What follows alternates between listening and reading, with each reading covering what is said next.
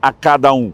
Eu quero tomar essa exortação que o apóstolo Paulo, pelo Espírito Santo, nos faz, sobre ninguém pensar de si além do que convém, mas pensar com moderação. Se por um lado aqui o apóstolo está abordando um extremo, que é não pensar além do que convém, por outro lado nós podemos entender que ao usar a expressão pense com moderação, ele também está sinalizando algo interessante. A palavra utilizada no original grego e traduzida moderação é sofronismos. Ela significa uma admoestação ou chamada estabilidade da mente, a moderação e autocontrole. E quando nós falamos sobre essa estabilidade, sobre esse lugar de equilíbrio, significa que não podemos pensar nem mais e nem tampouco menos. Quando ele fala a respeito de uma medida da fé, significa que precisamos aplicar fé para nós mesmos. Precisamos enxergar não apenas o que somos nesse momento, mas o potencial de crescimento e de alcançar aquilo que Deus disponibilizou. Ou seja, se existe uma aplicação de fé no entendimento de quem sou, eu não posso pensar menos do que convém. Mas, ao mesmo tempo, o texto também fala sobre não pensar além do que convém. E eu quero chamar a sua atenção para esses dois extremos, de maneira que a gente consiga saber entrar no lugar correto para a definição, correta do que pensamos sobre nós mesmos. Bom, a primeira ênfase é a advertência de não pensar além do que convém. E com isso, eu quero chamar a sua atenção para o perigo daqueles que pensam acerca de si mesmos, pensam mais do que convém. A própria queda de Satanás e a advertência de Paulo em 1 Timóteo, no capítulo 3, no verso 6, quando fala sobre aquele que deseja o episcopado, que ele não pode ser um neófito, um novo na fé. A Bíblia diz para que não incorra na condenação do diabo, enchendo-se de orgulho. Essa foi a razão, e a Bíblia pontua, da queda de Satanás, e eu e você podemos seguir pelo mesmo caminho, se enveredarmos pelas mesmas atitudes de acharmos que somos mais do que aquilo que de fato somos. O apóstolo Paulo diz em 2 Coríntios, no capítulo 12, no verso 7, que cada um de nós está sujeito a isso. Ele diz que por causa da grandeza das suas revelações, para que não se ensoberbecesse, lhe foi dado um espinho na carne. Então significa que muitas pessoas podem entrar nesse lugar de orgulho que, diz o livro de Provérbios, precede a queda. Como eu e você podemos enxergar em termos práticos pessoas que extrapolaram esse limite? Apocalipse 2:2, Jesus fala de pessoas que se diziam apóstolos sem serem.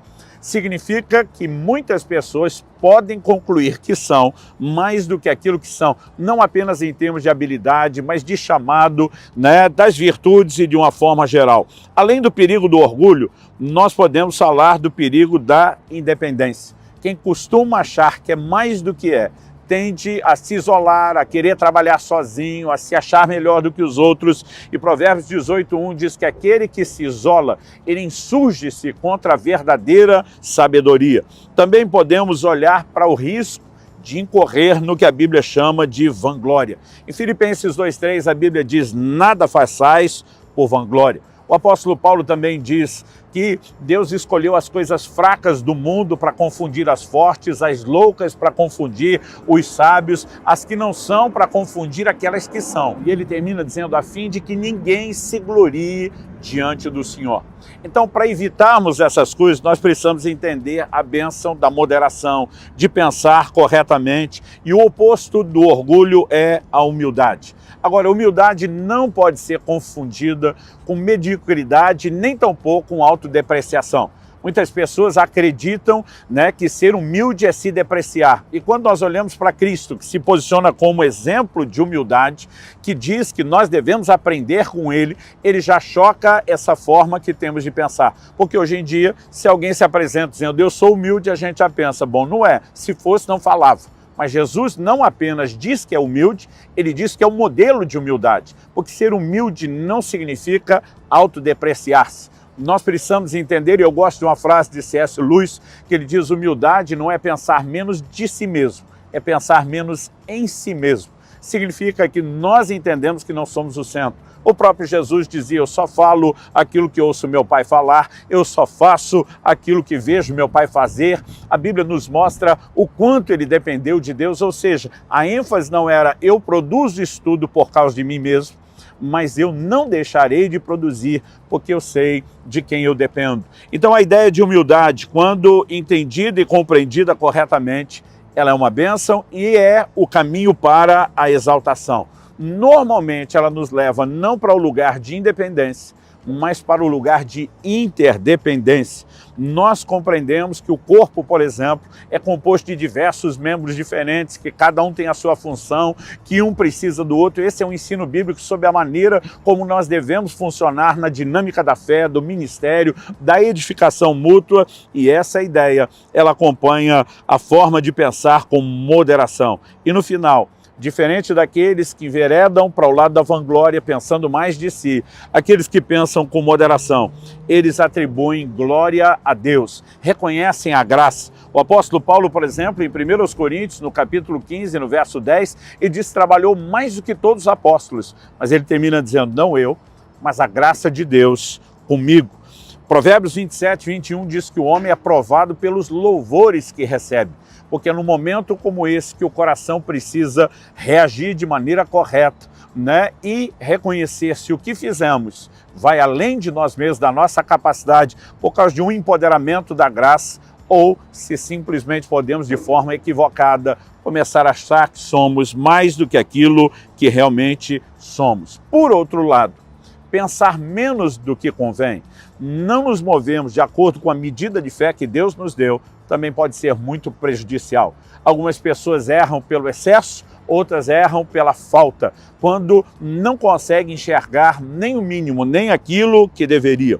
Então, quando falamos do perigo daqueles que pensam de si menos do que convém, começamos com a ideia de inferioridade, que não reflete o conceito bíblico de humildade, como já dissemos. Aqueles 10 dos 12 espias enviados por Moisés que voltam falando mal da terra, a Bíblia diz que eles se viam como gafanhotos, como pequenos, como impotentes, né? Eles não conseguiram ter a percepção de fé que houve em Josué e Caleb, dizendo, e daí que a terra tem gigantes, e daí que eles habitam em cidades fortificadas, e daí, né, que essas dificuldades surgiram. Eles começam a posicionar e dizer, nós vamos consumi-los como pão, mas eles não estão pensando em si além do que convém.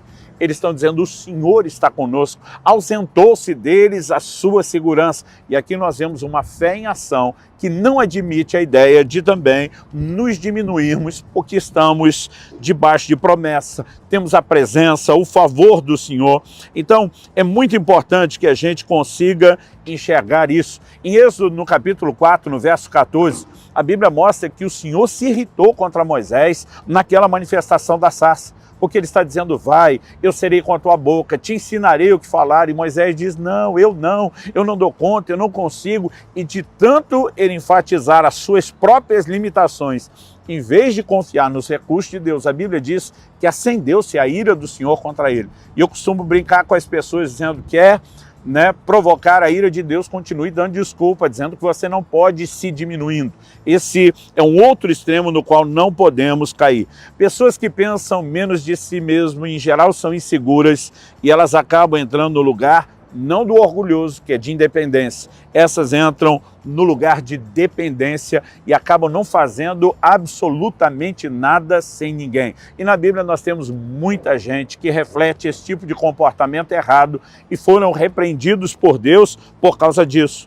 Mas nós também precisamos entender que esse tipo de gente, normalmente, eles têm uma dificuldade enorme de, inclusive, aceitar algum tipo de louvor e elogio. Eu fico pensando na segurança de João, o apóstolo João, para escrever, falando de si, chamando-se de o discípulo amado.